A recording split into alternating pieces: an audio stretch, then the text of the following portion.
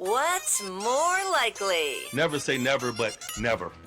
All right, Tommy P, here we go. What do we got, boys? First off, happy Thursday. How's everybody doing? Hey, what up, Chris? I'll miss you guys tomorrow, not really. All right, here we go. I don't think you will. I don't think you will. The more likely coaching spot for Bill Belichick in 2025, the NFC East or the field? I'd have to look at my on my whiteboard at home. I did it like 3 months ago. I did like the 1 through 32 hot seat rankings just to get my head around. So you have done a little hot seat ranking. Yeah, it's not. It's for interesting. My house is on the market right now, and I had them blur out the whiteboard in the photo. I don't need any. I don't need any bad stuff going around. Anybody figuring things out. It's a good question. I mean, the NFC East, certainly there could be one or more changes in that division, but give me the field. I think that it's way too convenient to put Bill Belichick in Dallas, in part because I think Dallas is going to be really good this year. I think that even Philadelphia and New York, which are there two that people will talk about, I think a lot of different things would have to happen for there to be openings there. I think that if and when he lands, and as we discussed, Belichick is preparing as if he will be coaching in 2025, I think it may be a place that nobody's talking about right now. So I'll take the field. Nice. I like that. Nobody's talking about it. I like what do we think? If we talk about it, then somebody's talking about it, Brockman. Like the Rams, McVay bolts for TV, and suddenly the Rams job pops. There's always a couple surprises every year. All right, that's on Tommy's list. All right, we've been doing the win-loss game, TJ, for a while now. Yes, we have. There are two teams that just get steamrolled over throughout the course of the game: the Patriots and the Titans. Yes. What's more likely? The Patriots have the first overall pick, or the Titans are picking in the top three? First of all, I want to look back. Patriots in the game, they've been 4-13 twice. Best record is 8-9. Who was the other team you said? Titans. We've got the Titans at. Somebody picked them at 11-6, 2 at 9-8. They're not getting steamrolled. No, well, I mean, look, when we play the game and the other teams play these teams, it's always. like I got you. They like, consider those a win. Okay, yeah, all right, yeah. I got it. Sorry, give me the question one more time. More likely, Patriots are selecting first overall next year, or the Titans are in the top three? I would say the Patriots, just because I think that realistically, this is a transition type of a year for them. Now, that's not to say that they're going to be the worst team in the NFL. I don't think people went into last year going, the Patriots are going to be the worst team in the NFL. No, I don't think the year before that you were going in and going the Bears were going to be the number one pick in the league. I think that a lot of that stuff is unpredictable. But if you're just looking at the teams that I think are pretty clearly in that build mode or rebuild mode, the Patriots would be one of the teams that would be on that list. The Titans, I don't have a good feel for them. They're kind of like the Commanders to me, where there's so many questions surrounding that team. I mean, I listed off in the last segment all the moves that they've made in the offseason. Not just with bringing in Brian Callahan to be the head coach and the offensive play caller, but also adding Tony Pollard and adding Calvin Ridley. I mean, these are big time types of moves in that division. Everybody's been loading up, so they've certainly got their work cut out for them. But if you're asking me, are the Titans more likely to be, just realistically, to be in the top 10? Are they a 4 or 5 win team versus a 7, 8, 9 win team? I'd probably go toward the latter. How about this one? Well, I think Mike Garafolo is still on the golf course right now. I think he slept out there. He's running out the clock on this week here. He'll be back. The Insiders will be back to full strength next week. Really making it work. So he had the big Brandon Aiyuk story. So what's more likely to happen before week 1? Brandon Aiyuk gets traded, or CeeDee Lamb gets paid by the Cowboys? CeeDee Lamb. It's not close on that one. I don't – listen, anything can happen. But Brandon Aiyuk can post as many TikToks as he wants, can post on his Instagram story, can request a trade. If the 49ers don't want to trade him, they don't have to trade him. And to this point, they have showed no interest in trading him. They got calls back before the draft. The price was going to be high. It was going to be a first-round pick and more, or maybe a high first-rounder. Nobody was going to go there, on top of giving Brandon Aiyuk $26, $28, $30 million, whatever the number might end up being. CeeDee Lamb, there's certainly a pathway to get something done with CeeDee Lamb. It's going to be very expensive. But we know this about Jerry Jones. When they're his guys, when they're his core players, he wants to get them locked up. One of the bigger complications, and this is just kind of knowing how these things operate, we've seen some longer contracts, 4-year extensions for guys like Justin Jefferson get done this offseason. CeeDee Lamb's agent, Tory Dandy, effectively invented the 3-year extension for wide receivers. It was Sammy Watkins got like 3 for $48 or something with the Chiefs years ago. That was one of the mind-blowing deals. He did a 3-year deal for DK Metcalf, 3-year deal for Mike Williams. He always does 3-year deals. The Cowboys like to do the longest deals possible. They like doing 5-6-year extensions. That's part of the reason this is more complicated here. Are they willing to do a shorter type of a deal? Dak didn't get done for an entire year because they wanted to do a longer deal. Then Dak got more and more leverage, and finally they cut it. He did, I believe, a 4-year extension at that time.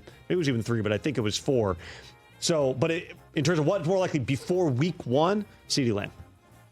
Let's talk Pittsburgh real quick. TJ, Steelers quarterback more likely to start more games this year. Russell Wilson, Justin Fields. Russell Wilson, because they want to give every opportunity to Russell Wilson to be the guy. Justin Fields does some remarkable stuff. He creates highlights like few players in the NFL, but it's the consistency of the play that hasn't been there. It's the running the offense the way that it might be designed as opposed to creating. I mean, Justin Fields, we've talked about him multiple times. I said on this show a couple months ago, I didn't think it was crazy to talk about him as a kick returner because that guy in open space is as fun as anybody in the NFL to watch. Right. But just being able to play to the system, even though Arthur Smith's system for these two quarterbacks, I think is a really good fit. Because when you think of the best of Arthur Smith, set aside the Atlanta for a second. When he's in Tennessee and they're having a lot of success and winning a lot of games, it's a lot of running the football downhill. They've got Jalen Warren, they got Najee Harris, and then you do these deep play action and bootlegs and chuck the ball vertically. And that's what they did with Tannehill going down the field. A.J. Brown was never in the tops in targets, but he made plays because they would just run it. Now all of a sudden you got single coverage and you throw it down there to A.J. Brown. He'd make big plays for you. I think it'd be a similar type of formula. That's also the game, certainly that suits Russell Wilson best. That's when he plays best in Seattle, is that style of offense. Fields, it's some of the same characteristics where it's not a rhythm passing game. It's not West Coast, dice you up in on a bunch of slants. It's let's make explosive plays happen. So I think it's a good fit for both. I could just see Russell Wilson is such a prideful guy. He has not played at the top of his game since probably the first half of the 2020 season, which was let Russ cook. And he came out. He was the MVP of the league, right? He played. Everyone was talking about it. Brian Schottenheimer did a great job designing that. And then all of a sudden they went through this stretch where Russ had, I have to look up the numbers, but it was something like 6 or 8 turnovers in a 3-game span. Pete Carroll went to the podium and said, we can't play this style. I don't recognize this style of football. We can't play this way. And so what happens? All of a sudden they go conservative. They run the football again. 2021 comes. Russ gets hurt. He misses time. And then obviously we know what happened over the past 2 years. Never. So it's been 3 or 4 years. And there's not a lot of quarterbacks I can think of that went that long without playing at a really high level who suddenly came back around. But again, Russ is a really prideful guy. He's in a good situation for him. He's with a head coach in Mike Tomlin. Forget what anybody on the outside thinks. Forget about what anybody inside that building thinks other than Mike Tomlin. Mike Tomlin sticks with people. Mike Tomlin stuck with Matt Canada way beyond the point at which the media and the public fury was at a fever pitch. Because he believes, and it's the Steelers' organizational philosophy too. I talked with Art Rooney about this recently. It's like you extend Mike Tomlin after, 7 straight years without a playoff win? They've had 3 head coaches in the last 50-something years, Chuck Noll, Bill Cowher, and Mike Tomlin.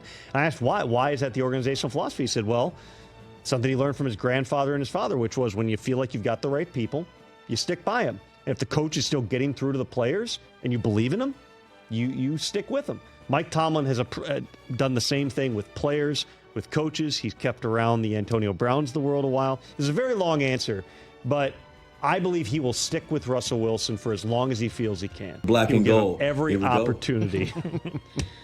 We got a deal. Also, Chris, not to interrupt, but Tom, because Arthur Smith's there, we kind of feel like they're going to really run the football this season, so you probably don't need as much out of Russ. Well, and where is he at his best? When you have a top defense and when you have a strong running game. That's what they have. It's the same formula. The question is just Russell Wilson is 34, I believe, at this point. He doesn't have that same elusiveness, that same short area quickness that he once did. Is he going to be able to play at that same level? We'll find out. But if there's one place that you would think he can do it, it would be in this situation because Mike Tomlin's going to give him the time that it takes to be able to show that he can play at that level again. You think we need one more? All right, we'll get one more. One more. Hey, look, we saw Mike's golf skills on display this week, striping it down the middle. That is a lovely approach shot. Who's the more likely insider to win a golf match? You, Ian Rappaport, Mike Garafolo. It's Rappaport. Because we've played the three of us together last summer. Ian he's got old man game. He hits every club somewhere between 150 and 190 yards. Driver, 190 down the center of the fairway. 5-iron, 170 down the center of the fairway. 9-iron, 150 down the center. He's got a pretty good short game. He can chip, he can putt. He doesn't hit the ball. I mean, Mike and I can both outdrive him. I can outdrive both of those guys. I can hit the ball a long way. I just don't know where it's going. Right. Ian just can play it dead down the middle, fairway golf. You know, it's 2 shots, boring. chip and a putt. It's a boring, and he puts up a boring 85 every time. Yeah, it's Rappaport, not close. All right. Catch the Rich Eisen Show every single day on the Roku channel, 12 to 3 Eastern, for free.